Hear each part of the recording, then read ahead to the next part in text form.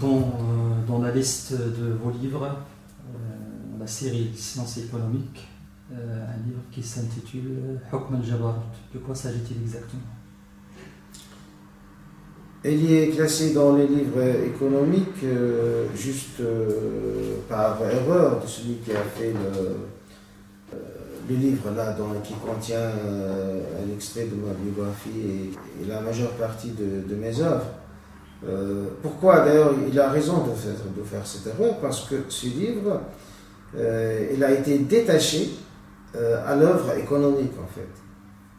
Il s'inscrit comme un trait d'union, un petit trait d'union entre l'œuvre économique et l'œuvre politique de la deuxième phase. Pourquoi? Parce que dans la toute première édition qui a été condamnée à mort, comme je l'ai déjà expliqué, dans la toute première édition, ce livre faisait partie du deuxième grand volume. Le gros de ce livre, Hukm al-Jabarut, c'était une centaine de pages annexées au volume 2 et qui traite du projet politique du mode de reproduction capitaliste.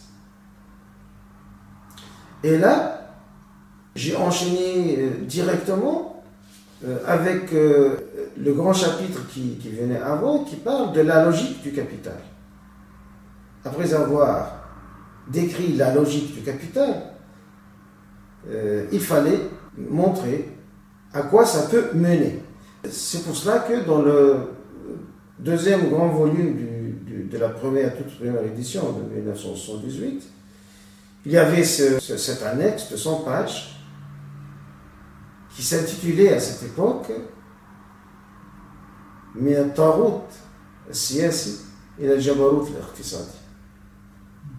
Alors, il fallait expliquer qu'est-ce que ça veut dire Tarout, qu'est-ce que ça veut dire Jabarut. Ce sont des termes coraniques qui n'ont rien à voir avec la manipulation actuelle, surtout du premier terme. Maintenant, c'est devenu entre les mains des ignorants, des instruments de communication, etc. Dans ce livre, j'ai décrit, en fait, le projet politique du mode de reproduction. Je dis bien reproduction, ce n'est pas le mode de production. Le mode de reproduction capitaliste. Et parallèlement à ce livre, Hukm al-Jabarut, je n'arrive jusqu'à maintenant pas à traduire le titre. Jusqu'à maintenant, je n'ai pas trouvé le terme qui pourrait reproduire fidèlement le terme coranique Jabarut. Encore moins le terme Tarout aussi. Il fallait les traduire par deux grandes phrases. Mais ça n'empêche, parallèlement à ce livre, après avoir terminé cette série, j'ai dû faire un travail de recherche parce que j'avais dû utiliser le concept, cette nouvelle notion de mode de reproduction. Bien sûr, parce que le mode de production, la notion de mode de production est connue surtout chez les sociologues marxisants, notamment Robert Fossaert, dans sa grande œuvre de 8 volumes, La société, et il a décrit 100 modes de production économique, une centaine. Et c'est l'œuvre la plus élaborée qui a développé ce concept. Mais finalement, avec tout ce travail, ce concept s'avère stérile. Chaque fois où les catégories économiques ne sont pas dominantes. Et donc, pas que c'est un faux concept, non. Mais il devient stérile, c'est-à-dire il ne nous avance en rien.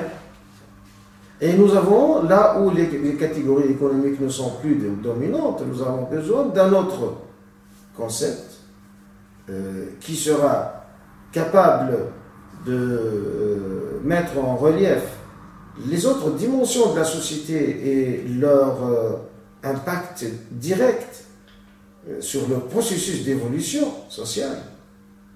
Et donc, j'étais obligé de développer tout un travail théorique à propos de la différence entre le mode de production et le mode de reproduction. Dans un livre qui s'intitule نظرية التكامل المنظومي et sous-titré أنماط التوالد وأنماط الإنتاج مبحوث في أنماط التوالد وأنماط الإنتاج les modes de reproduction et les modes de production. Alors, le premier titre, نظرية التوالد المنظومي, la théorie de la reproduction systémique, est sous-titré étude des modes de production et des modes de reproduction. C'est un livre que j'ai dû faire comme instrument de travail pour moi-même. Au même titre que c'est un autre qui s'inscrit dans une perspective plutôt philosophique. Mais celui-ci, c'est un livre qui pourrait s'inscrire dans le plan champ anthropologique.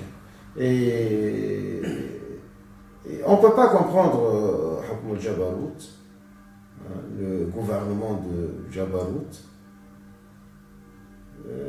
sans lire en parallèle la théorie de la reproduction systémique.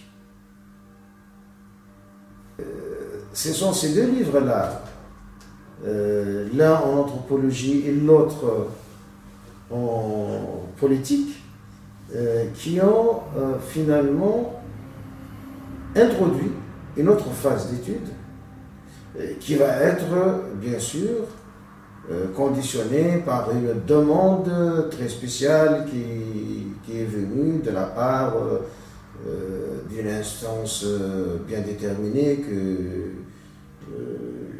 après cela je n'avais aucune connaissance de son existence même. Bon, j'ai fait sa connaissance en 1998 et donc ce travail de recherche au sein de cette institution va permettre à ce travail théorique qui est Hukm al-Jabarut et l'autre qui est la théorie de reproduction systémique. Il a permis d'avoir une expression directe dans un autre champ de sciences politiques, et c'est précisément le champ de politique internationale. Et là, donc, c'est la deuxième phase de mon travail.